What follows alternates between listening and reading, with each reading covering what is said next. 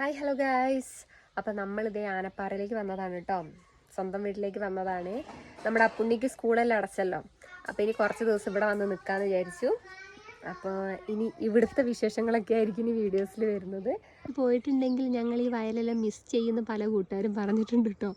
അപ്പോൾ അതേ മിസ് ചെയ്ത കൂട്ടുകാർക്ക് വേണ്ടി വീണ്ടും നമ്മളെ വയലൊക്കെ ഒന്ന് കാണിക്കുകയാണ്. മുരിങ്ങയൊക്കെ ദേ നന്നായിട്ട് ഉണ്ടായിട്ടുണ്ട് കേട്ടോ. നമുക്ക് പറിക്കണം അല്ലേ? നന്നായിട്ട് ഉണ്ടായിട്ടുണ്ട്, മൂത്ത് പോയിട്ടുണ്ട് മുകളിലൊക്കെ. ഇവിടെ ഒരു മുളക് ചെടി നട്ടിട്ടുണ്ടായിരുന്നു കേട്ടോ. ഇപ്പോൾ നോക്ക്, ഇതിൽ നിറച്ച് മുളക കാണുന്നുണ്ടോ? നമ്മൾ 1-2 വട്ടം വീട്ടിലേക്ക് വരുന്ന സമയത്ത് പറിച്ചിട്ടുണ്ടായിരുന്നു കേട്ടോ. നന്നായിട്ട് ഉണ്ടായിട്ടുണ്ട്. ചെറിയ ചെടിയാണ്. ഒരു ചെറുതും കൂടെ ഇവിടെ ഉണ്ട്.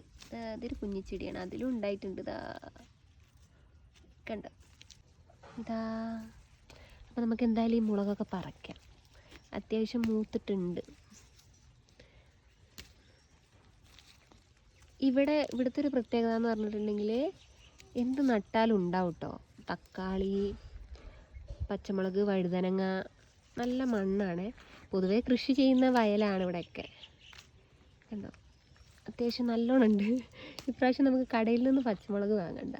ഞാൻ എന്തായാലും എല്ലാം പറിച്ചിട്ട് കാണിച്ചു തരാം. എന്താ ഇവിടെയൊക്കെ നന്നായിട്ടുണ്ട് കേട്ടോ. കണ്ടോ,